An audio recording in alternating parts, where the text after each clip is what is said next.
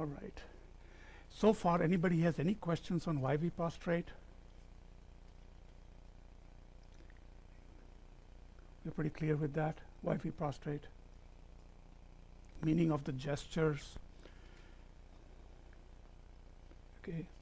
A lot of these symbolic gestures, all of these things are created. You see a lot of the deities, and you see a lot of the pictures, and sometimes it becomes, in some person's mind, it's like contradictory. Like if everything is clear and nothing exists from its own side, then what is all this, right? But you need to also contemplate the fact that people are visual, number one, and the whole idea of the teaching is providing you the tools to work with your mind. Some people are attracted to a lot of the colors. They are meaningful. Every tanka has a meaning, and once you really learn to look at a tanka, which is one of the paintings, properly understand the meaning behind it, all of a sudden it opens up a whole world of knowledge. This is not merely to show, wow, here I am and look at how colorful it is. It's not like that. So just understand that a lot of these gestures have a meaning, what we do, and it makes you think of the same things that we are supposed to practice at all times. When you're offering like this with the thumbs inside, you want to offer something to the teachings. But who are you really offering to? You're not offering to Buddha. Does Buddha need all the offerings? It's a state of mind. You're creating a picture in your mind for your own Buddha nature. So it's important to know these things. Sometimes these things will bounce off. You'll go through a lot of readings. It's like me, I was doing algebra and beginning to do calculus, and I forgot basic arithmetic. It's the same thing happens here. You get deep into it, and sometimes a simple question like, then what is this? What is that? But it is there for different people learn or get motivated by different things. Some like pujas. They all have meaning. They all have a lot of power behind it, but each person has their own experience. So it's important to at least know why these things are there and their meaning behind it, okay? So let's do a quick calm abiding meditation. We'll all arrive here. So first of all, I'll start by saying thank you. I know for some it was a holiday, for some it was a work day. So the mind is busy. It takes an effort to come here. You start out by saying, oh, maybe not today, but you do make an effort to come, and that itself is a merit. That effort has a lot of merit, because one of the 6 paramitas or perfections is joyful effort. So when the difficulty comes and you still say, you know what, I gotta go. It's a powerful message to your own mind. So thank you for coming. So with that, let's just do a quick, short breathing meditation and set motivation, okay? And so just again, you know the body, keep your back straight, okay? Your arms are just loose, rounded. Right hand goes over the left hand, the thumbs are touching each other, a couple of inches below your navel. Your head is tilted slightly forward, eyes are lightly closed or lightly open. Your jaw and mouth, again, not clenched tight, just nicely resting. Your tongue is resting on the palate on the top behind the teeth, and just scan your body.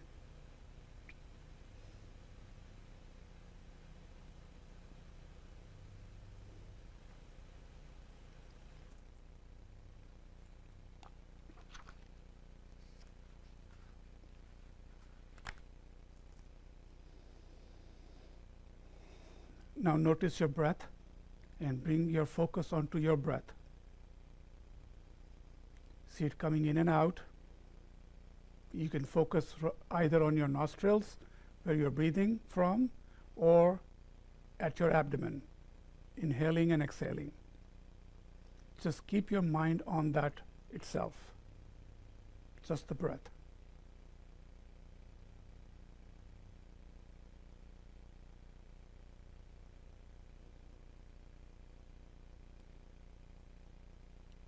If you notice that your mind is beginning to wander or get into a story, simply observe it and bring it back to your breath. Let's do that for about a minute or two.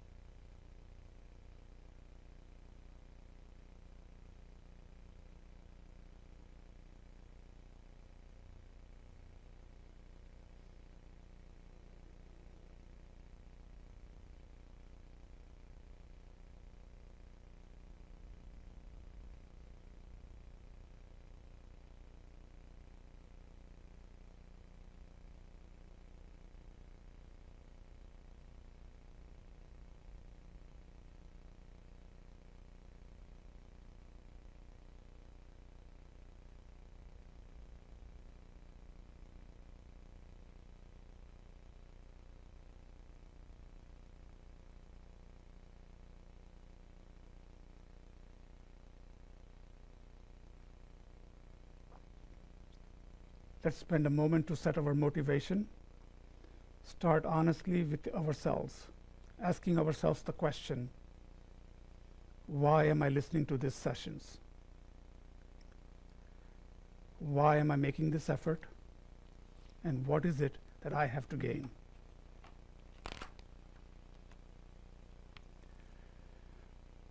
Even if it is something as simple as less distress in my mind, embracing that and accepting that.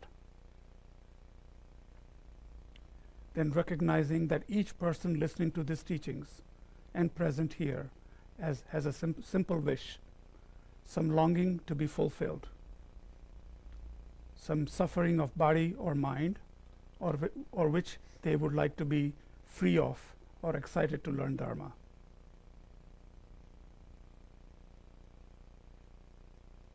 Then expanding our motivation to include all those present. Thinking, by virtue of making this effort to listen to these teachings, may each of these beings fulfill their longing in their heart, be free from suffering, and achieve the happiness that they seek.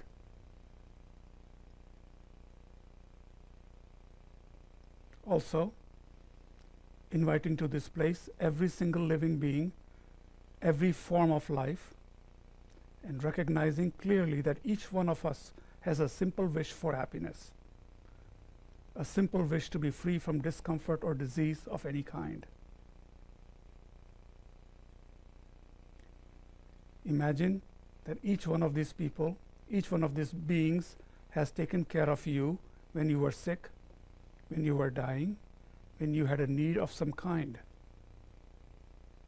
But now, it is as if we have amnesia. You don't remember. Then, with that awareness that someone is reminding you of the ways all of these different beings have helped you, generate the strong wish to repay the kindness in some way.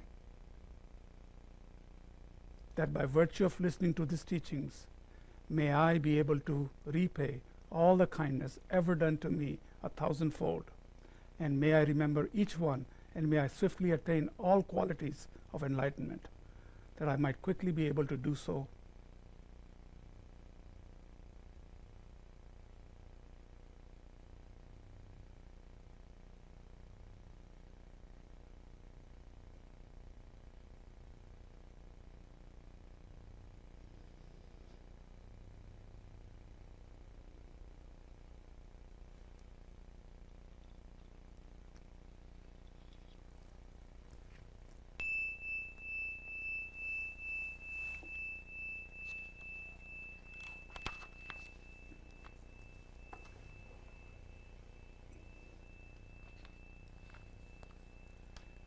Okay, Sean, what we did was a calm abiding meditation, and we focus on the breath. Breath is neutral. When we do this meditation, sometimes the mind is very excited from activities, driving, traffic, and it's very difficult to sometimes focus. Or sometimes if you've been home all day in a dark environment, maybe your mind is dull. So it's always good to neutralize, and breath is neutral. We all breathe. So when you neutralize, you're able to develop this concentration, and just focusing for a moment on one thing, it kind of calms the mind down. It opens the mind up. That's why we do calm abiding meditation. Okay? Thank you. Again, I like to focus your mind on some definitions.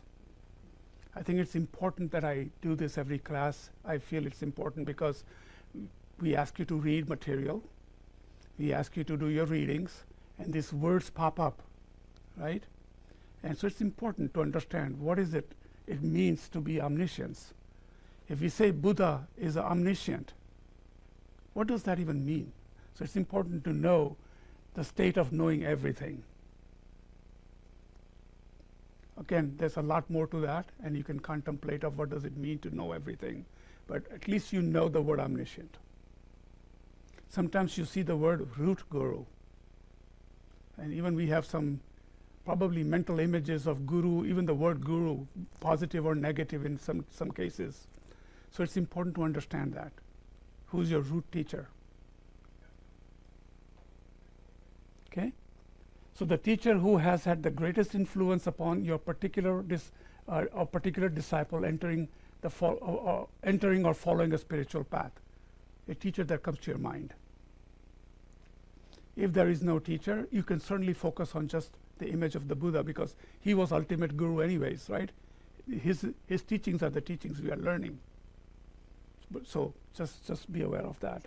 Then you again see the word mudra, and all that means is the hand. You see Buddha sitting in a meditative position, that's a mudra. Teaching position, this is a mudra. There are all kind of little hand gestures, and all that has a meaning behind it. So those are mudras. We see the words, the Buddhas are in all 10 directions. May my offerings be in that all 10 directions, again like last class, north, south, east, west, in between, forward and backwards. In other words, everywhere. Okay? Then you hear Deva. And if you've read any little bit about Buddhism, they talk about different realms. Okay? And the celestial realms are called Devas, or people in a higher realm than human realm. A lot of luxury, long life, longevity, all that.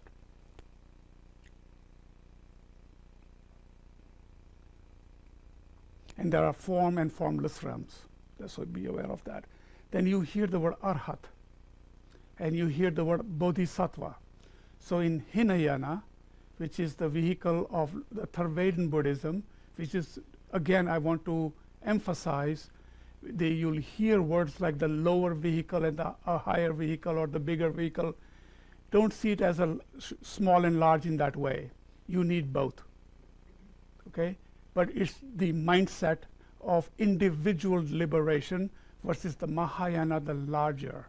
It incorporates every sentient beings.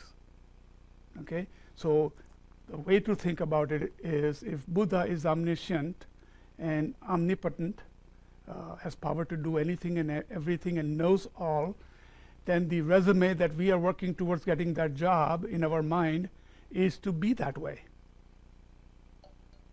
Right? And there are many, many benefits of bodhicitta, and there's plenty of readings, and we'll go through that a little bit today. But Arhat is more liberation of your own self. The mental chatter that goes on, you liberate. That itself is a feat to liberate yourself, or in many words you say moksha. Tremendous steps. So it is not something to belittle in any way, shape, or form. Just know the difference of words. Okay, so good. You'll hear today the word glance meditation. And when you glance something, it's a very simple English word. You look through it. You review something over, just a quick overview. So we'll talk about that a little bit today. Then we keep on talking about the word Lam Rim. That's what we follow, Lam Rim. So what is a Lam Rim? Okay, it's a graduated path, and we'll talk about that today. There are 84,000 teachings of Buddha, but a Lam Rim gives you a structure, makes it easy for you, tells you what to do first, tells you the first grade, the second grade, the third grade, fourth grade, fifth grade, just like we are familiar with it. It takes you stages, steps at little path, little steps at a time, until you become enlightened. You hear Atisha, his in Indian name Dipamkara Srajana. Behind the screen is his statue. Okay, it's 11th century master. He was a Indian Pandit, considered a crown jewel for Buddhism. And we'll again touch his background a little bit. He was called to Tibet, and though he was told his life will be shortened by 20 years, he still went there, and he wrote this wonderful book called The Lamp of the Path, from which the Lamrim has been derived. So I will talk about that a little more details a little bit later. Then you hear the word Dorje, Vajra and Dorje. You do mantras and you hear the word Vajra Sattva, Vajra. What is Vajra? What is Dorje? Dorje and Vajra are same thing. One is Sanskrit, one is Tibetan. And it's you see that design in many, even you see it sometimes on here, you'll see it outside, you'll see it's I don't know how to even call it, it's an adamantine it's an instrument of power that doesn't shake. So it's a very, very amazing. You see that in Buddha's hand in many images, and I will look for that when I see one. I'll show you. But you need to know what that is. You also hear sometimes this 3 principal aspects of the path. Well, the entire path is very, very important. The 3 principal aspects are, if you were to take 3 major pieces from the path, that's called the 3 principal aspects. One is developing this mindset to renunciate. What does renunciation mean? Not leaving your home, cutting your hair, and sitting in a cave. Nobody's saying that. It is how you see things, not clinging on to things, not grasping for things, not exaggerating that value. It is also a renunciation wanting to be free from the suffering, the sickness, the death, the changes, all these things that go on in life, birth and death cycles, again and again and again. So you develop this nature that I want to be free of that. I want to be like Buddha. That's a renunciation. But it comes with 2 major pieces. One is developing a mind of compassion, bodhicitta, and a wish that every sentient being is free, and we have compassion for all beings.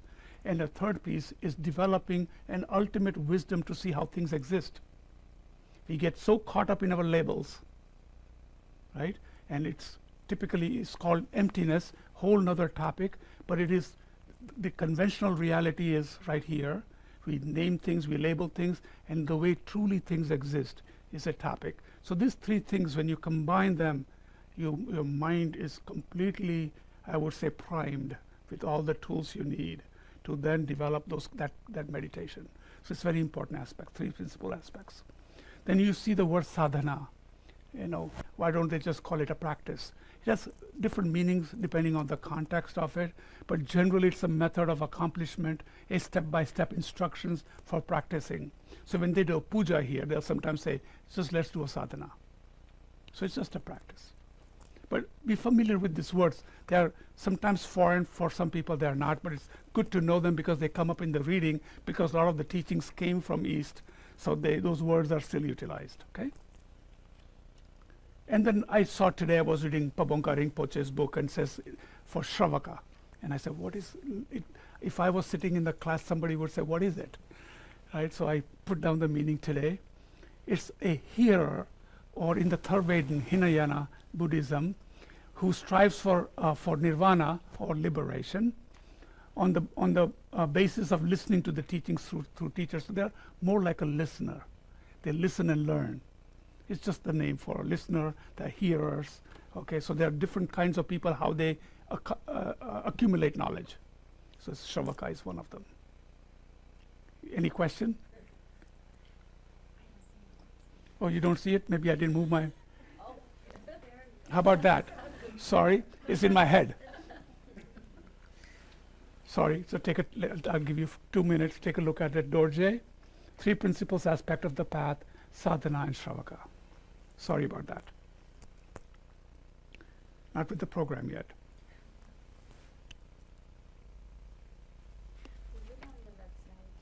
No, but you can find it. I again will give you a very good site. You must get familiar with this site. It's Lama Yeshe's archive. Any word you have a question about, just put in the word. I find it 90% of the time.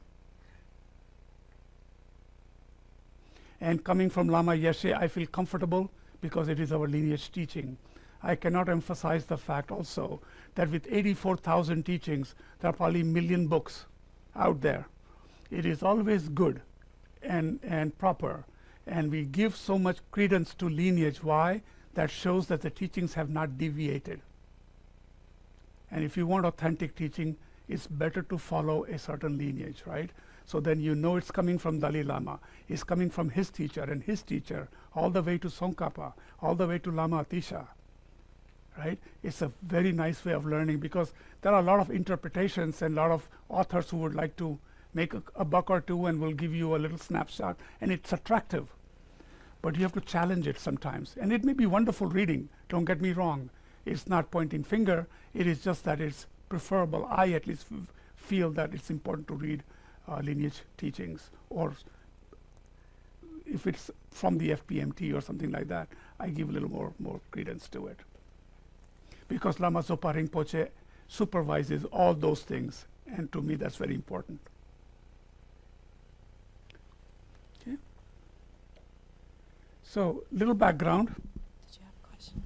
Again, a summary. Can we get a comment? Sure. I just wanted to mention, because it's I found it to be such a great, useful resource. So I just wanted to make sure everybody caught what he said about Lama Yeshe Archive. It's the Lama Yeshe Wisdom Archive. Oh, sorry. And it's really easy to find at lamayeshe.com/glossary. And then it will pull up an area where you can search a word, and then it gives you a really very nice, succinct definition of it. So I know I've used it literally hundreds of times. It's that good of a resource. So I just wanted to make sure that you caught that. lamayeshe.com/glossary. And in that archive, you'll also find many teachings. So if you put down establishing the daily practice, Lama Yeshe sometime gave it, he'll give you the date and what he taught that day. So these things exist as a great reference point. Another one I would like to tell you is the thubtenchodron.com. THUBTEN, and maybe you have a... I think it's .org, actually. Yeah, okay. And I will say that we put together a resource page back when Hemant was teaching the third module on presenting the path. So you may have seen some of these resources before if you were in that module. It is posted online on the Kadampa Center website under the presenting the path information, but I can also post it under the, our current module of establishing a daily practice, because it's just a whole list of lots of resources that you refer to. Yes. So I'll post it there. You can get lost in that, because it has a wonderful way of teaching the entire subject matter, and there are links to the next, and you can dive right into it. So it's very nice step by step. And a third place I go to is Berzin Archives. Berzin, it's very deep. It gets into real deep, and so if you want to get really full understanding of it in a very deep way, it's another resource. But anyways, I find myself invariably going to these three sites for a lot of my references, or if I want to refresh myself. So I thought I would share that with you. So let's just kind of go through the summary real quick of what we've gone so far. Also benefit Sean. Again, Sean, this is establishing the daily practice. A lot of people have taken some module. This is a 2-year Discovering Buddhism module. You can start with any module, but if you want to get the whole taste of all the modules, then you attend all of them. A lot of these things are also recorded, but it comes to a point where you can only take so much. At some point, what do I do? Right? So we went through that. So in the first class, we talked about 7-point meditation posture. We gave you an analogy of the leather and butter analogy. Again, you want to have a mind that is pliable, and that you got to work your mind slowly and steadily, so it doesn't become intellectual only. You can always get this information, read books, and learn, and at some point, it's not really making anything happen for you. It's just a lot of knowledge, but it's not really, you're not experiencing the benefits of it or what you want to do with it. So it's important that you work your mind and you establish daily practices. We also went through some of the recommendation readings that we have recommended readings from Lama Zopa Rinpoche about morning practices, mantras to recite, evening practices. So that's in the reading material. Okay, class 2, a little more details. Okay. I did put this up last time, but I think it's important to read this. You have this freedom now because you have this human life, right? We call it precious human life. So think about it. Anytime you have the freedom and your state is favorable, you're able to walk, eat, see, learn, think, talk. If you do not take their advantage and lose your freedom by falling into the lower realms, and if you don't connect with the lower realms according to the Buddhist teachings, be in a place where there is no food, there is calamity over calamity, people killing each other. You can think of a couple of places right now, be in the middle of Afghanistan, be in the middle of Iraq, go to places in Africa where there is not a drop of water for months, and you can very clearly see yourself what that might be like. How lucky we are. And then the question is, who will then raise you up again? So this is your chance to learn and do something about it, and that's why we established the daily practice. Okay. Quickly, again, just a quick repetition. We have preliminary practices, prayers. We have some prostrations we talked about. We talked about you can do an optional Vajrasattva in the morning, better to do in the evening. Vajrasattva practice is a practice for purification. The prostrations to 35 Buddhas is also a recommended practice for purification. You can do a little Guru Yoga. You can do Lamrim prayer. We'll talk about Lamrim a lot today, and mantras to recite. Okay. Then you do a little bit of reading, and you can do prostrations again. You can practice Vajrasattva again. Then you dedicate. When you dedicate something, you harness that thought. It stays with you for a longer time. When you give it up out there, it somehow sticks. Okay? So dedicate is, there are two things they say. No matter what practice you do, set the intention. That's for your own mind. And in the end, dedicate. Okay? There's a couple of benefits of that too. It's not self-driven only, not for me only. It's for everybody. It itself is bodhicitta. Okay, for all sentient beings. So wonderful ways to do it.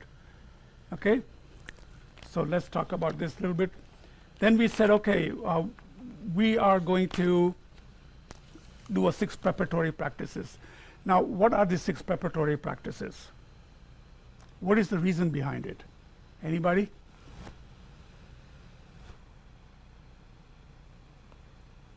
Whatever comes to your mind. Why do we have preparatory practices? What's the point? To prepare the mind. Perfect. That's a very starting point, to make your minds ripe and in generating realizations quickly. So you're preparing. Think of when you're inviting a guest in the house. Remember the analogy? What do? Clean. We clean. We make our place look good. We think about, do I have enough coffee or tea? Or do we have any crackers or cheese? We do these things. And a guest is coming. Well, you're preparing this mind, and you're inviting this beautiful, your teachers. You're preparing your mind with the images of your teachers. You're inviting them. Their teachings are coming. So you prepare your mind. It sets the tone to welcome that. That's why you prepare. Okay? And then it accumulates positive energy, right? It generates this tempo or momentum. Just think about it. When you are about to come to Kadampa Center, from either going to a grocery store, think of your mindset. You're thinking about milk and eggs and blah, blah, blah, right? But when you come to Kadampa Center, you're setting up your mind. I wonder who's going to teach, what are we going to learn, what's going to happen. Oh, that's the place I find little peace. It starts to generate these thought patterns. Same way, when you're setting up your meditation, when you're setting up your practice, these are very important. And by doing that, there are so many deeper levels of things that happen to you. So for example, first one is cleaning. Cleaning the place and setting up the altar. Okay, so like I told you last time, lamas have many attendants that can clean the entire potala, right? But they make a practice of taking a little broom and cleaning their own little altar every single day. What are you cleaning? Not only the altar for your own mind to see something beautiful, but you also, at one point, you're cleansing the dirt from your own mind, any obscurations you may have, right? And of course, the altar is always set up in a way that is important. The teachings, the deity or the object of your concentration, and then you have also the stupa, right? So you have a certain way of doing it. Keep it simple, and then a lot of people put deities or their teachers' pictures. And in many cases, teachers even go above Buddha. You can see sometimes higher up, because they are, in essence, I gave you the analogy all the time. Every class I say this, and I love to say this, is if the sun represents the sunlight and the rays represents the beautiful heat of the sun, teachers are just like that. If sun is like a Buddha, then teachers are the sun rays. They are representing Buddha, so they are Buddha themselves, that way. So that's the mind you want to develop. So then the teachings come to you from them properly. You also develop respect and humbleness towards them. Okay, so important to know that. Okay, then the third one is offerings. But you want to offer things that you don't obtain deceit. You don't have somebody, you don't bait somebody to get the things, or you don't use the deceit in any shape or form. Honestly earned or given offerings. Why? Because it creates the honesty in you, a proper mind form, and it comes from your own heart and labor. So it's a wonderful thing. And when you give something, even if you offer one flower, when you offer, expand your mind. Universes. Just think of gardens of different flowers. Create a story in your, visualize orchids and roses and gardenias and jasmine and just beautiful flowers, offer it. Okay? You're also developing that picture in your own mind. Think of your mind in that garden, how beautiful that is. Right? And then we offer these 8 bowls that you see sometimes here. And these are traditionally from the Eastern culture. We obviously, when somebody comes to the house, you offer water. You offer something to wash their hands or feet, right? And then we offer flowers. They put nice smell in the house, incense. We offer lights, sometimes perfumed water, food, and a light music. Kind of looks like a nice ambiance, right? So it's a great way to offer, and it's a nice offer. And every prayer you read, if you do any kind of prayer here, or the book, the little pamphlet I gave you on Lama Tsongkhapa, you'll see very easily, you'll see the Sanskrit words, Argam, Padyam, Pushpe, Dhupe, Aloke, Gende, Sapte, Pratichayo, Soha. These are the same 8 things. Water for drinking, washing your feet, flowers, the same things, okay? So that's the 8 bowls. And then you sit in a meditation posture and you generate the mind of refuge and bodhicitta. Okay? So now you're talking about, this is your preparatory practice number 3, and you want to check the ambience of the place. You want to also look at your habits. If you drink 3-4 cups of coffee and sit down, maybe your mind does a little bit of that. Maybe you don't want to do that. So you may want to check that up. Okay, then you invoke the merit field. So these are your teachers and the deity that you are going to focus on. You invoke them, you invite them. Okay? Your teachers, think of your teachers. Or if you may have a special practice of Tara, chain raising, doesn't matter, it's the same. All of these deities are emanation of Buddha anyways, the absolute nature of Buddha. So wonderful. Whatever is you're practicing, you can obviously bring that in. Then you offer the 7-limb prayer. This is the nuts and the bolt of your preparatory practices. And you need to understand a limb. Why is it called a 7-limb? It is no different than you having your hands and a leg for this body, or a car having wheels for it to stand up. So they're called 7 limbs. And the very first one, as you're sitting down, you offer prostrations. Show humbleness. It also fights pride, overcomes pride.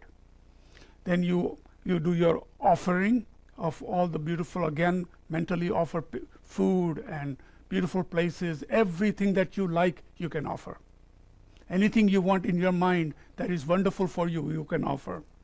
Then there is a third piece where you can confess. And anyways, offering is when you do offering, it's an antidote to miserliness, right? You're offering, you're giving. So you're not going to be a miser, right? Then you're confessing. Okay, again, when you're confessing, you're giving up the 3 poisons, we call it: the attachment, the anger, the ignorance, the envy. All of these things you're giving up. You're letting it out.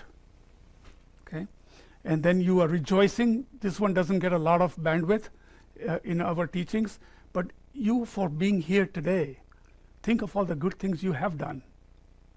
Look at the karma, or what took place in where, in lifetimes, for you to find this place and be here. Something is there. Some connections are there. You may not remember it, but that's how things happen. So it's important to also rejoice, right? So be happy about it. Rejoice for yourself, rejoice for others. And then you're requesting your teachers to stay and teach. You know, I've mentioned last time that sometimes we think the teacher knows what to talk about, so they'll just go on teaching. But it is very important to ask teacher to teach, so you continue that relationship and the teachings come to you, right? And in the end, you want to dedicate. All these positive thoughts you want to harness. It's like summarize it and offer it up. So these are your 7 limbs. In the end, you also offer a mandala. And I love mandala offering, even the way it's described in the readings I was doing. It says, again, you know what it is? It's more like, if I were a Buddha, where would I like to be? You're offering up this universal, theoretical universe, complete universe. And there's a lengthy discussion on how you can do a mandala offering in some of the readings. And I can point you to where to look for it. It's part of your reading, actually, the golden wish-fulfilling sun, the golden wish-fulfilling sun, or something like that. It's in there. Okay? So this can be a good deep meditation itself, mandala offering. Very wonderful meditation. You imagine the world you're offering. You know, and we have a short prayer, remember, in a short mandala offering, and you know, this ground anointed with perfume, strewn with flowers, adorned with Mount Meru, the 4 continents, the sun and the moon. I imagine this as a Buddha fill and offer it, and may all sentient beings enjoy this pure land. So it's a pure land you develop in your mind. It's a wonderful offering. Okay? So then you make request in the end. It's the last practice, a part of the 6 preparatory practice. You're requesting blessings. You're requesting your teachers to teach you. You're making connections. It's a humble request that these teachings come to you. So you learn these things. Okay, you can offer Lamrim prayers and so forth. So we went through a lot of these things today. So today, and also we talked about, just the last piece is setting up an effective meditation session. So remember, you're preparing, you're now sitting in the meditation, you're setting up, you're on a cushion, you're preparing your mind properly, so you must prepare, and it allows you to shift your mind towards that. Now you already prepped, you've done few things, right? But once you sit in the cushion and you do some of these things that we talked about, and now you've shifted your mind, you're in that state of mind, you do a motivation of what type of meditation you want to do, so you want to go there. And then you actually do the meditation, and in the end, you dedicate. Always a positive thoughts begets a positive mindset. Negative will beget a negative mindset. So make sure you're thinking about that. So the plan for today is going to be, let's see, I might go back. Okay, we'll go through that real quick. We'll take a look at the graduated path of enlightenment, how to meditate on Lamrim, the goal of Buddha Dharma, the multi-pronged approach, and some closing remarks I have. It's important that, remember, this module is about establishing the daily practice, and people often feel like, okay, a lot of teachings and all of these things are going on. What do I do actually? Just give me the main thing so I can practice. That's where people's mind go to. It's very important to understand the context of why. I could very easily go through 6 or 7 points and say, that's it, class is over. It's not going to give you any benefit. It's important to put a context for each thing you do and why you do it. Because to me, it's like a 3-year-old child. Why? Why? And if I don't do it, what happens then? Does that mean I'm not compassionate? These questions, your mind in the back is always running. And unless you settle with it and understand the real meaning behind why you're doing it, now you're in it. Then you're 100% into it. Otherwise, there is no conviction. It becomes like, yeah, I'll say these words. You know, I have to just say these few words. I have 10 minutes left. Yeah. That's what happens. And then you lose a little bit of juice in it, right? So we want to create that mindset. And why? It needs to become an experience. Are the words important? Not as much as your experience. The words are important if it gives you that experience. So sometimes if the words are too complex, I suggest you sit down quietly and just do a simple meditation. Then slowly get into some of these words. They have to then make meaning, to have a meaning for you, right? Otherwise it becomes like a parrot. Okay, so that's why it's important to understand. So today, let's go through this. Okay, it's important to know. So people say, okay, what do I meditate on? So we have two beautiful, you can call it scriptures, commentaries, books, however you want to describe it. But there are two books I would suggest. They are the Lamrim Chenmo, compiled by Lama Tsongkhapa, most detailed explanation of Lamrim. So let me just give you a little preface. Again, I mentioned earlier there are 84,000 teachings. 84,000. They are arranged sequentially, but it's very hard to kind of understand all 84,000. It is also said, well, if you go through these teachings, you will be enlightened. It's that powerful.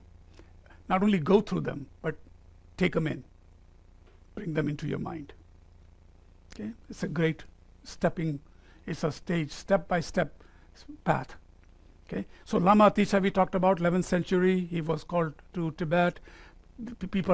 Buddha Dharma existed then, but people had lost the plot. A little bit of bone going on, a little bit of, oh, this is the good part, oh, this is Dhammapada, oh, this is the Heart Sutra, oh, this is King of Prayers. It was all over the place. They didn't know how to pull it together. When do you do what, and who did it, and who said it? So they had lost the plot. Well, he came up with this beautiful blueprint, the Lamp of the Path. Okay, so wonderful. It's a small book actually. And then what happened is he clarified the confusion, he cleared up the confusion, and then he composed this Lamrim text that we are now studying and practicing even today. So just imagine the luck we have of what somebody went through their lifetime to compose this for us to have it. Okay, and then the second, of course, is the Liberation in Palm of Your Hand. It's my go-to book. So I will bring this up, and it is by Pabongka Rinpoche, and of course edited by Trijang Rinpoche. And the Trijang Rinpoche took the notes and the commentary from Pabongka Rinpoche's teachings in about 1923, and he compiled this book. So it's a commentary on Lamrim, and it's arranged in a very, very powerful way. It itself is a meditation manual. And if you had it with you, I would walk you through it, but I'll just give you an idea. It's very important to know that when I say it's a meditation manual, if you look at the contents, just not even going into deep into it, if you even look at the content, it has the preliminaries. It says it has introductory discourse to the Lamrim. Okay, then it goes into the preparatory rites. We just talked about the preparatory, and goes into quite a nice detail with stories and in length to give you an explanation of how important these are. Okay. Then he goes into the foundations of the path, and of course the very first thing Lamrim is how you devote to your teacher, and so it goes into that. Then the small scope. He starts with the actual Lamrim of the small scope, the precious human rebirth. He goes through suffering of the lower realms, taking refuge, laws, and of course remembering death, observing laws and karma, basically. He goes through step by step into all the way to Bodhicitta and Tantra. So here's your meditation. And it is designed, if you read it, it goes through commentary, and at one point says you should meditate like this. Very nicely done, right? So it gives you a great context on how to meditate. Okay, and you should meditate on Lamrim. And why should you meditate on Lamrim? So let me take you a little further into this.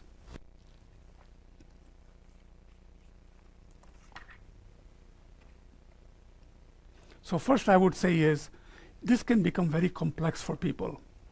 And I can tell you right now, even with my work schedule, sometimes in the morning, it can get into a lot of details. And sometimes you don't have time. Again, I tell you, it gives you the way to do it. You don't have to do everything in the same first morning hour. You can start something leave it at a certain point, catch it up later.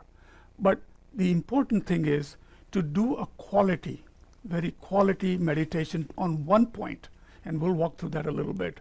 Okay, so first you do a review. So what that means is, I would say take one day and just read the material. Just take 3 or 4 pages of that particular subject and read it. No, don't have to sit down, don't have to close your eyes, just read it, review it. And I would say just take a quick look at everything, like how the things are arranged, who's doing what are the subject like, just kind of give a glance over it. Okay, then you can go a little further, and then you can say, okay, the very first 2 or 3 are the most important meditations. And why? Because it's setting the stage, and they're called the lower scope. Why is it called the lower scope? It's kind of preparing you for your next life. It's a spiritual path. Now it's going to give you some context of why it's important to meditate and on what. And you will see, just from knowing that, you will start to see how it expands.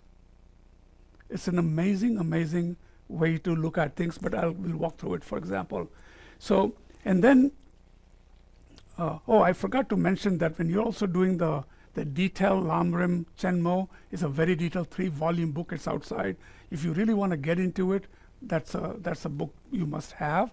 And Lama Tsongkhapa not only wrote the details, but then he has many different versions. There's a Midland version that is not even translated. Then there is a short version, which is 25 verses. Then there is a Foundation of Good Qualities. There are 14 verses, and I will show you where it is in the book today.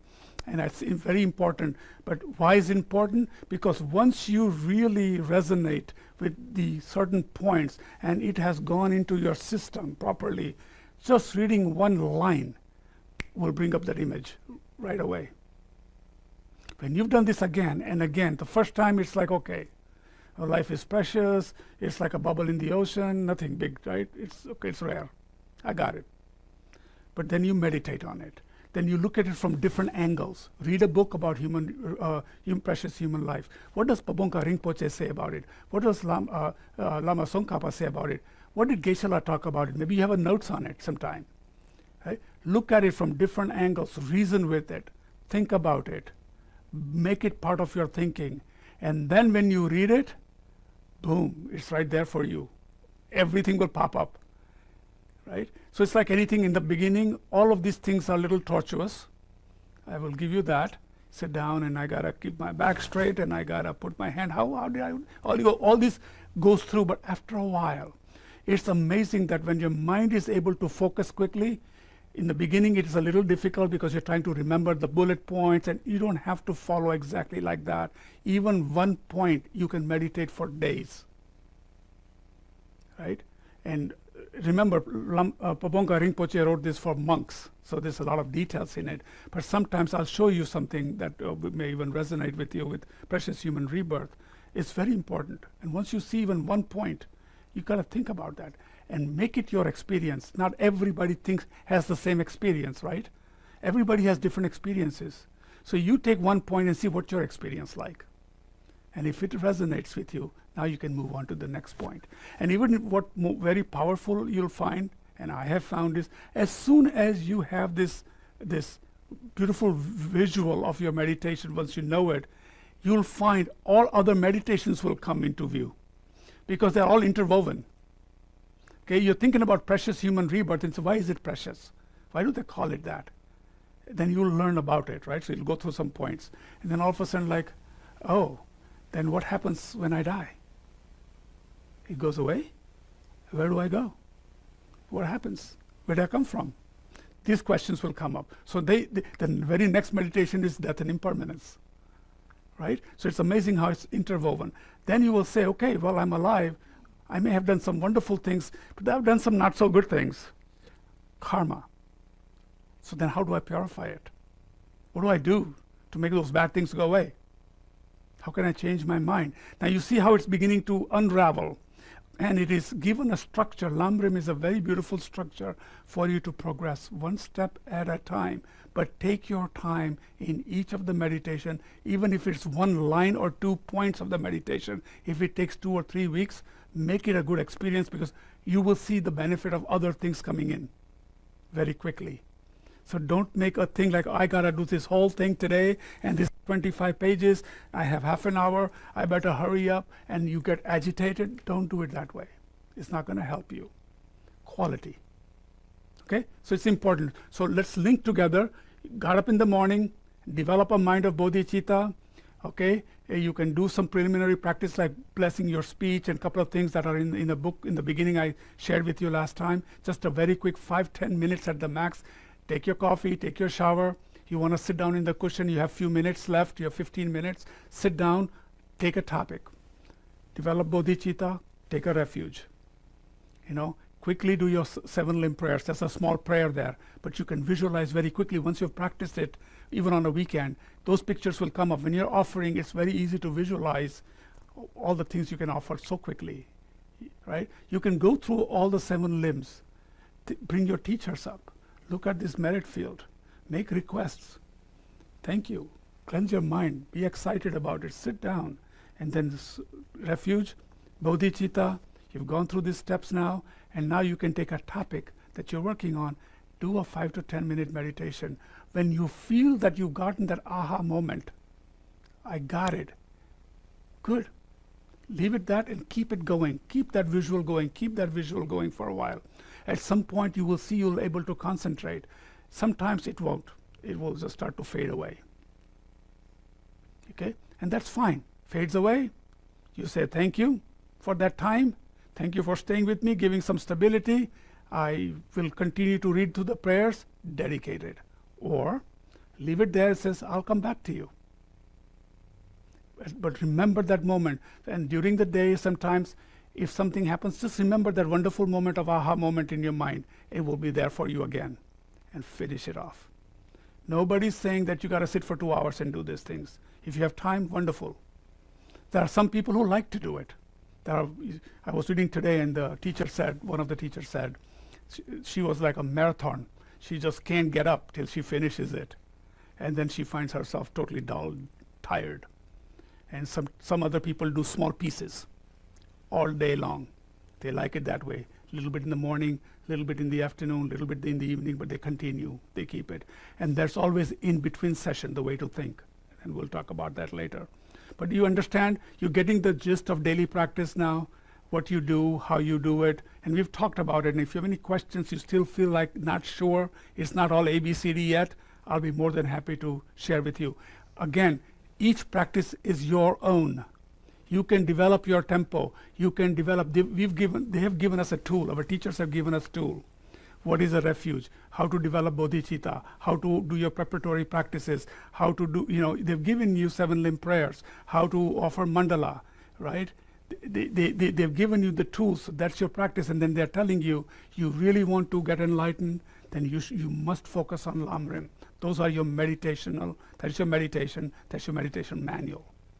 Okay? So enough repeated, but do you follow that? It goes very clear that way.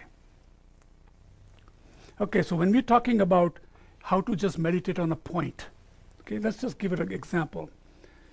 When we talk about a precious human rebirth, you will see in the meditation, they talk about these 8 freedoms and 10 endowments or richnesses. Okay, so you can see now they get into details. Do you have to know every one of them? No. Just take the ones that apply to you. For example, the first 3 in the 8 freedoms, it does not resonate with me. I don't know what a lower realm is, but you can certainly think about it. Like I just told you, you could be in Afghanistan. You bring it to the earth a little bit. You don't have to think about wild things there. Maybe not. Maybe there are other points. You can have a freedom from being born in a place with no dharma. Think about that you could be right now in a place where there is no dharma. How lucky you are. What freedom you have to be here today. To question it. To ask your mind, I don't know, let me learn how, where, who, right? We can do that. In certain parts of China, you can't ask questions. You can't even mention the name of Dalai Lama, right? So those are freedoms. So you think of your karma, how lucky and how precious it is to be here. Okay? You have all your senses right now in general. We can hear, we can see, we can smell, we can taste. Your mind works. So you have the capability So that's a freedom. Okay, let's see. Okay, being born as a human being is important. That can resonate. You could be born as an animal. And of course, somebody who has a pet thinking, yeah, my animal has a good life. Yeah, it's luxury life. But you'll be amazed. Even in that mind, they don't have the freedoms you think they have. And if you're living outside, you're constantly living in fear. Food, predators, right? So think of that animal life. Okay? You have well-functioning body and mind, having some faith in Dharma. Take what resonates with you. If you were to just take one aspect of it and think about it from different angles, you will find how precious this is. Right? It just gives you a good idea how lucky you are as a human to be able to question this, learn this, find this, search for it. That itself is mind-blowing. But you can think about that, establish that, make it happen, bring it deep in you, in your heart, and at some point it should shake you up. And if it's not shaking you up, that means you have not gotten deeper enough. So sometimes it's okay to take a couple of these points and really read Pabongka Rinpoche's book, or read Lamrim Chenmo, or read a nice author or what your teacher has said, and read about precious human life. And then think about those things. See what experiences come to your mind. And if it resonates, you feel it, and then you say, oh my. That's when it soaks in. So now you're done with the human rebirth. Okay? The next one, just to give you a quick idea, is, I'm going to keep in mind, okay, we have 2 more minutes before we go into meditation. 9-point death meditation. Think about it. One of the biggest fear we have right now is what? Dying. Nobody knows where I'm going. What happens after death? Itself should generate enough visceral feeling for you to do something about it. And what would you lose? If you just were a virtuous person with a no fear, peaceful mind, no clinging, no grasping, and you've been comfortable with yourself and go peacefully and know that life continues. You go with that conviction, your death is smooth. But this brings fear to people's mind. But more than fear, it generates the urgency of why Dharma is important.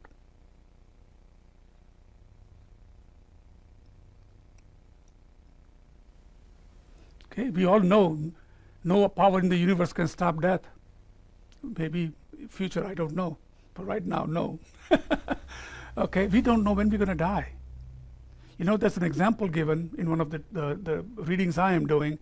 How many 911 calls go on? You pass by and you see an ambulance going, right? We just kind of say, another ambulance, a little noise.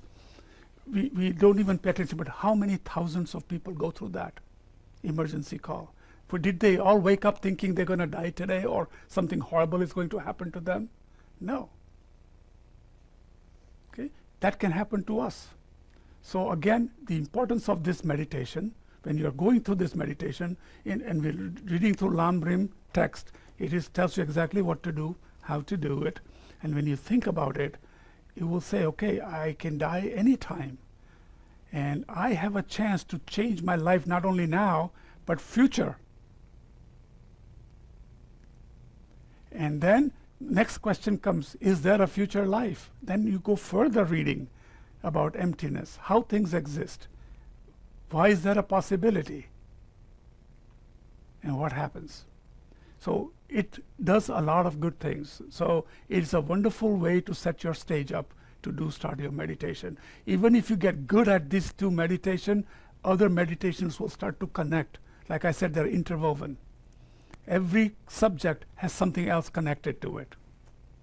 You can think of karma, you can think of bodhicitta, emptiness, suffering in this life. You can think about your teachers. There's so many things are interwoven in this.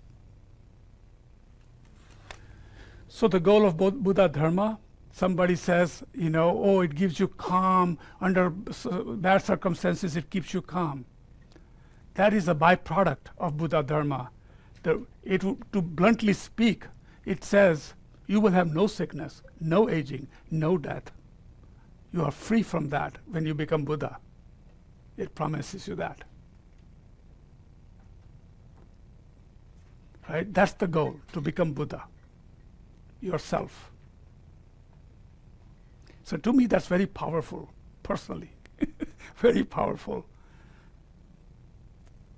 So again, I just won't say much on this. Generating the experience, a glance meditation. Even in here, if you go to page, I think it's 147, if I remember this correctly. 149, sorry.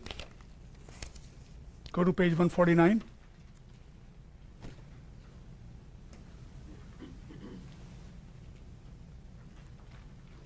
What does it say? A glance meditation on all important points of Lamrim. You know why this is so good? And I have another one I will share with you very quickly.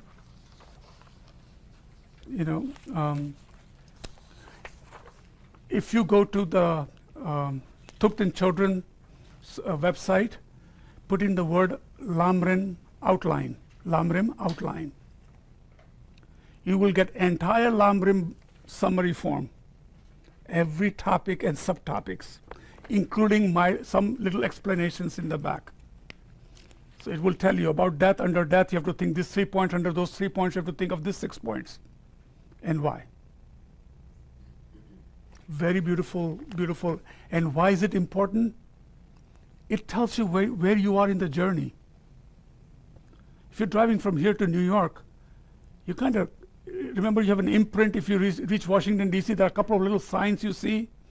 Jefferson Memorial, 14th Street Bridge maybe, and you say, I'm near Washington, D.C., right? It's the same thing. You're creating imprints in your mind. When you're going through this glance meditation, you are reviewing all the points of Lamrim.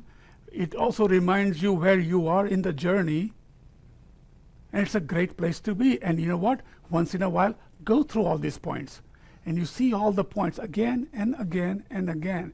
And there are quite a few, from your teacher all the way to Bodhicitta, has every point in it, and sub-bullets of that.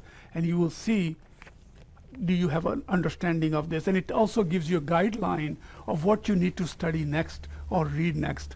Plenty of subject. You don't have to get all these things in your head right away. There are tools available, but it gives you a nice little journey and tells you this is where you are. You need to maybe think about that. Or if you have a question in this, there is another topic that will help you. It's a great bullet points. I'll have it here. Take a look at it. I also want you to go to page quickly to, I think it is page 137.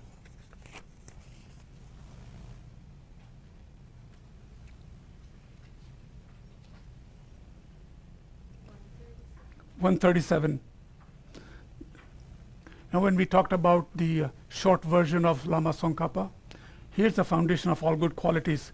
If you think about it, just little quickly, if you look at point number 1, okay, I think the foundation of all good qualities is the kind, perfect guru. So here's the guru devotion. Reminds you, if you've read all the different angles of guru devotion through Pabongka Rinpoche or Lamrim Chenmo, then this will bring you a really beautiful visual of that reading.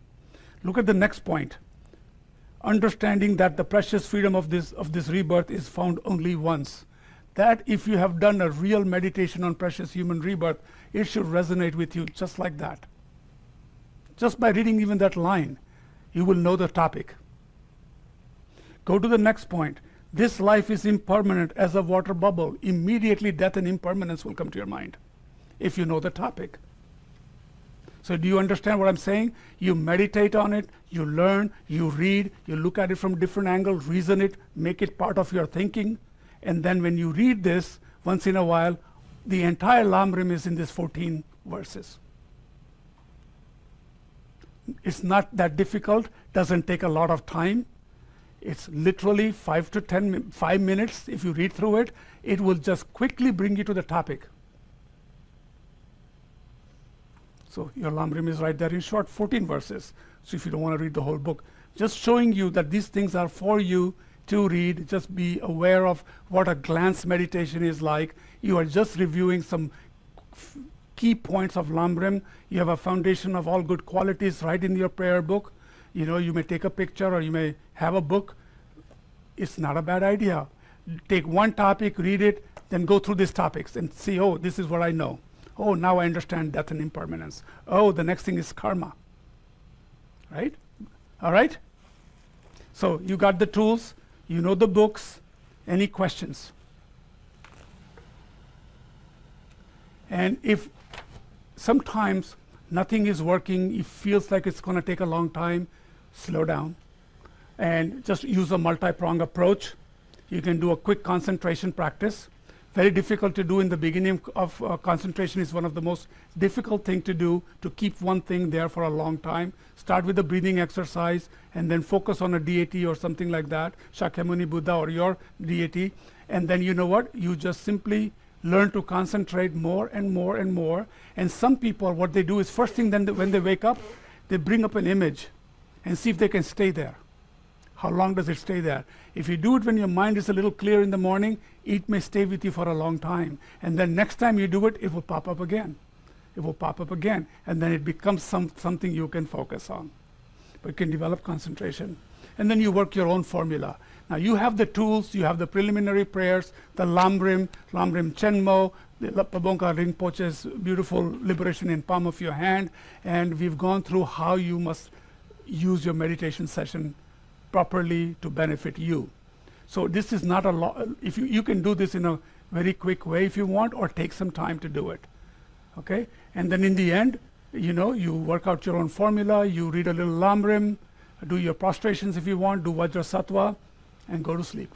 But you can work it out where it can go quite, in the beginning maybe a little difficult, but once it becomes a tempo has been developed, a momentum has, then it will happen very nicely and quickly for you. And then all you have to do is use one or two words and the picture is right there in front of you. And your mind starts to actually like it and enjoy it. In the beginning it's tough, but then it becomes easy.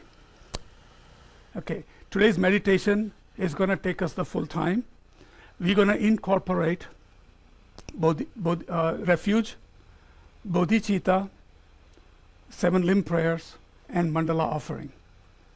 So if you are tired, I am sorry. Excite yourself up a little bit, and it's okay if you're tired, I understand. But if you're able to, really, there are 2 things I ask you. Try to develop some clarity by just my speaking and reading this. See if you can visualize it, and develop some level of intensity. Like, try to connect.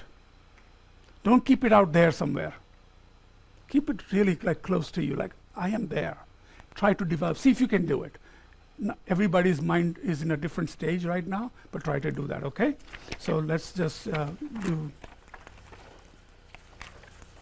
So again, get yourself in that right posture, back straight. I don't know what that sound is. Must be hot. It's a fan. If we can turn it off, maybe I can just speak and they don't have to see anything anymore.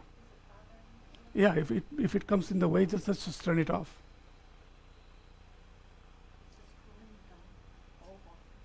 Mm-hmm.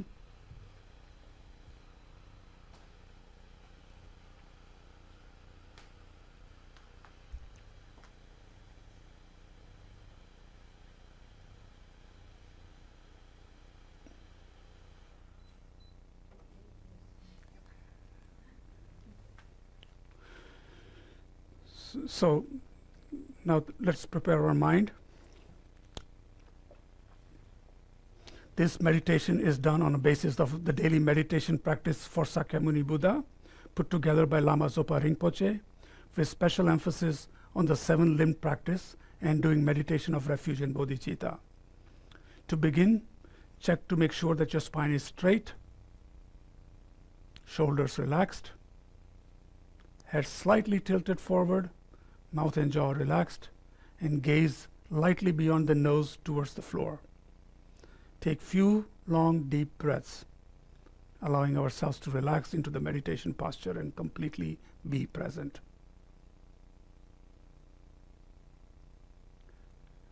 And just for like 5 or 10 breaths, just focus on your breath to bring your mind to the neutral state.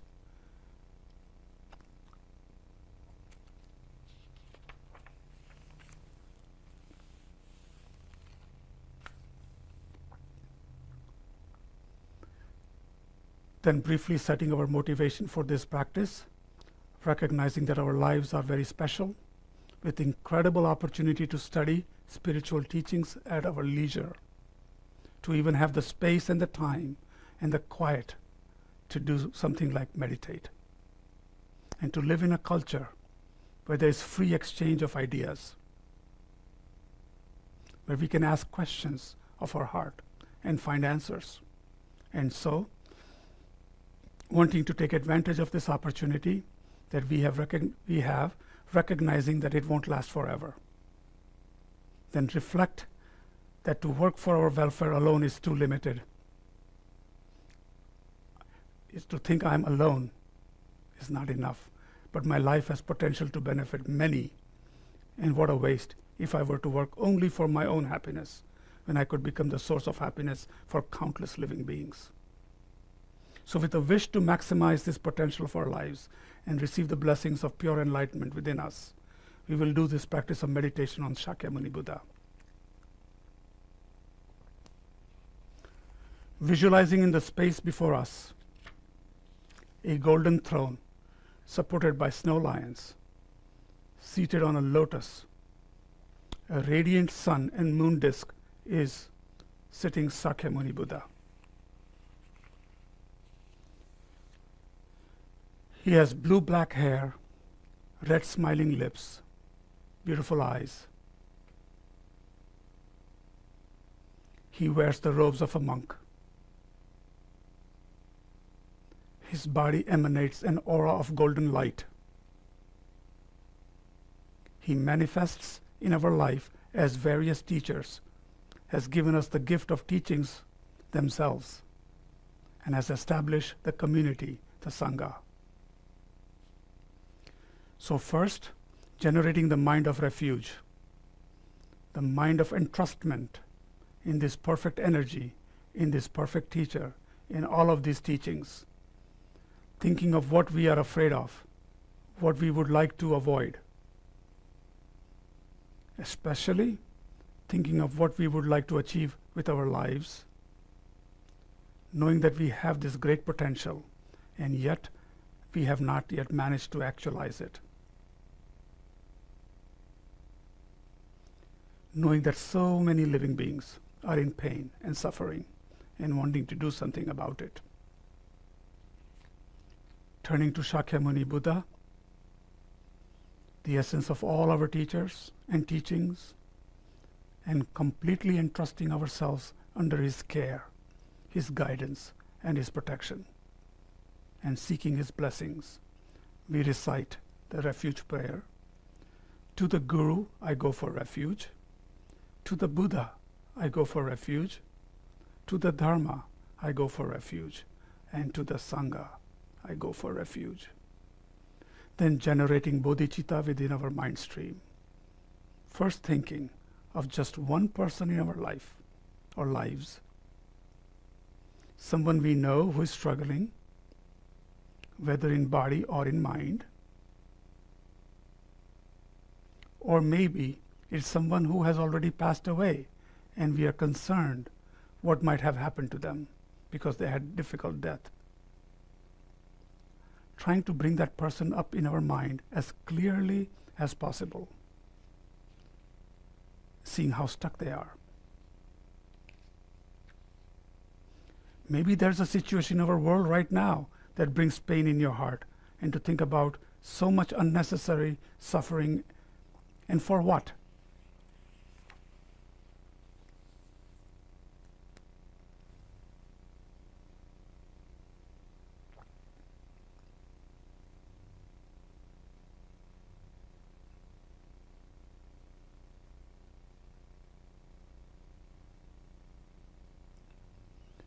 then allowing into your conscious awareness all various ways that beings are struggling right now.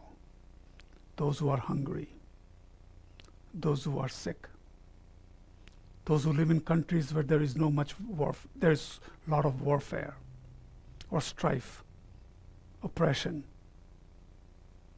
And even in countries that are fairly wealthy, even among people who have every physical need met, there is still so much mental torment, so much confusion. Seeing the faces very clearly and feeling the wish inside to do something about it, and taking responsibility inside to do something about it.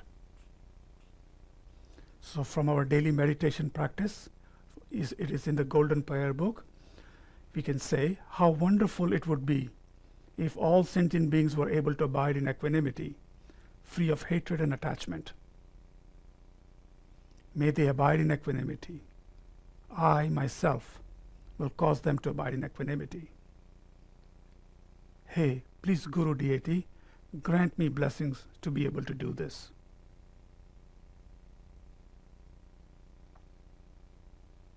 How wonderful it would be if all sentient beings had happiness and the causes of happiness. May they all have happiness and its causes. I, myself, will cause them to have happiness and its causes. Please, Guru Deity, grant me blessings to be able to do this.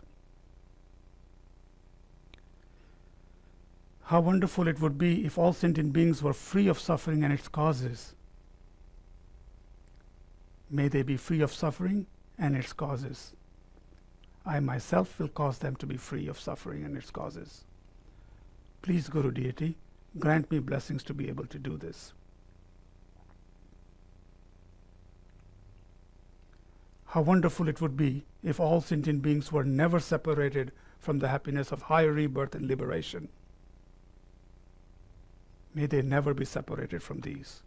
I myself will cause them never to be separated from this. Please, Guru Deity, grant me blessings to be able to do this. In particular, I must achieve enlightenment quickly in order to be free, in order to free all numberless kind mother beings from the unimaginable oceans of samsaric suffering and causes of suffering, and lead them to peerless, full enlightenment. For this purpose, I am going to do this practice of 7 limb, making request and reciting Shakyamuni Buddha's mantra.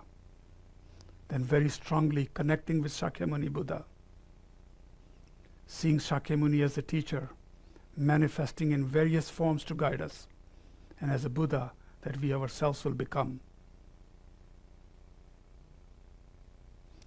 So developing a firm conviction, commitment, and entrustment into this energy.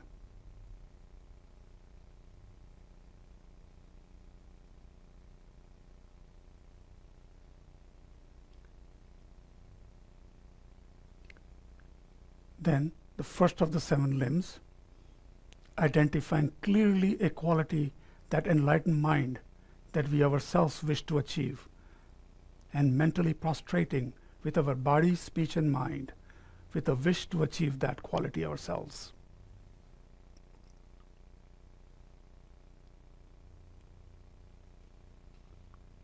Offering, thinking to ourselves, what would I give for enlightenment? Perfect wisdom, perfect compassion, perfect ability. What is that worth to me? And visualizing, making an offering. Walking up to Shakyamuni Buddha and presenting this offering. As we present, it multiplies, filling all entire expanse of space. Shakyamuni Buddha is extremely pleased and accepts this offering. His mind experiences great bliss. All the offerings that we've made absorb into his heart. Then thinking of the actions that we have done, mistakes that we have made, and before Shakyamuni Buddha, openly confessing them and admitting them as mistakes. Maybe it was a harsh word, an unkind look, generating regret in the mind for these mistakes that we have made, and a resolve that the next time I'll do it differently or not do them. Rejoicing in the goodness of ourselves, in the effort that we are making right now and that we must have made in the past to have these conditions. Some goodness that we've done to others, some sincere wish of heart, thinking how wonderful it is.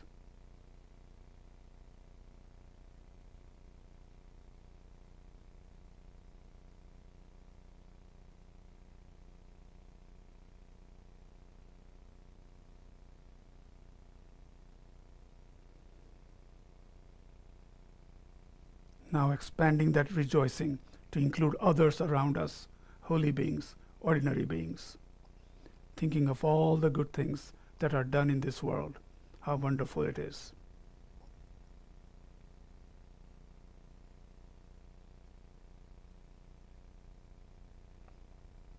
Then requesting our teacher to stay with us, never to leave our side until we achieve the liberation and enlightenment that we seek.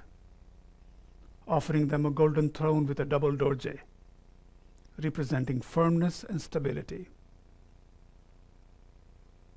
And from the depth of our hearts, requesting them to give us blessings, to teach us what we need to know this very day.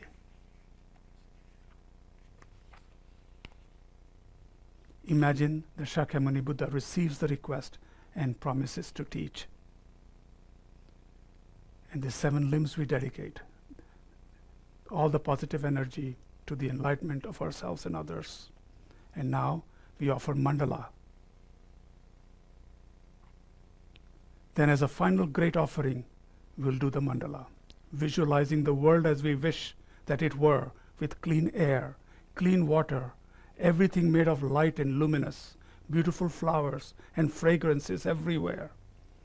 Everything beautiful to see, to hear, to smell, to taste, to touch, and to think about. The perfect world that we ourselves wish to quickly bring about. And visualizing that we are holding it in our hands, but that it reflects the entire universe. And approaching Shakyamuni Buddha from our hearts, we make this offering. We can say, this ground anointed with perfume, strewn with flowers, adorned with Mount Meru, the 4 continents, the sun and the moon. I imagine this as a Buddha field and offer it. May all living beings enjoy this pure land. In our Tibetan, in our golden prayer book, it also comes up as the Saji Poki you often hear on the Sunday. Then while still holding out this offering of a perfect world to Shakyamuni Buddha from our hearts, making the prayer of the 3 great purposes, I go to refuge to the Guru, the 3 precious, rare, sublime jewels. Please bless my mental continuum. Please bless me and all the sentient beings to cease immediately of all wrong conceptions. Please bless me and all sentient beings to actualize immediately all the correct realizations from the Guru devotion up to the stage of no more learning. Please pacify immediately all my outer and inner obstacles. Idam Guru Ratna Mandalakam Niryatayami. Then it is said that while making requests, that it is very helpful to imagine that we are holding the feet of our teacher, and with great longing and devotion in our heart, then we make the following request. Hey Guru Vajradhara, who encompasses all 3 objects of refuge, taking a form of a virtuous friend in whatever ways it is, to benefit others, and granting common and sublime realizations, to you, kind Gurus, I make request, whose holy body is created by millions of virtues and goodness, whose holy speech fulfills the wishes of all sentient beings, whose holy mind sees every existence exactly. At the holy feet of the principle of Shakyas, I make request. You, the Savior, who are the sole source of all my happiness and goodness, please grant me blessings and guide me with your pleased holy mind. Then visualize Sakyamuni Buddha in response to our request comes to the crown of your head. Then we recite Shakyamuni Buddha's mantra. Visualize that the stream of white nectar and light pour forth from Sakyamuni Buddha's body and mind, purifying us of all negativities and mental veils. It removes all suffering, disease, and so forth. Tayatha Om Mune Mune Maha Mune Soha. A final purifying shower streams forth from Shakyamuni Buddha's body and mind, and completely cleansing us of all obstacles on the path, inner and outer. Again, we recite and receive the blessings of Shakyamuni Buddha's body, speech, and mind, and realization. Tayatha Om Mune Mune Maha Mune Soha. Shakyamuni then melts into a stream of golden light and descends to our heart, becoming inseparably mixed with our minds. Our body and mind are completely pervaded by golden light of enlightenment, perfect wisdom, perfect compassion, perfect ability. We are clarified as pure light beings, abiding in the world solely for the purpose of benefiting others, and that is me. Let's do a dedication, dedicating all the positive energy that we have generated during this meditation to the quick enlightenment of each and every living being. May we ourselves quickly attain the state of Guru Buddha and become exactly what is needed to benefit all. May we generate the bodhicitta which has not been generated, and may the bodhicitta which has been generated never decline but always increase.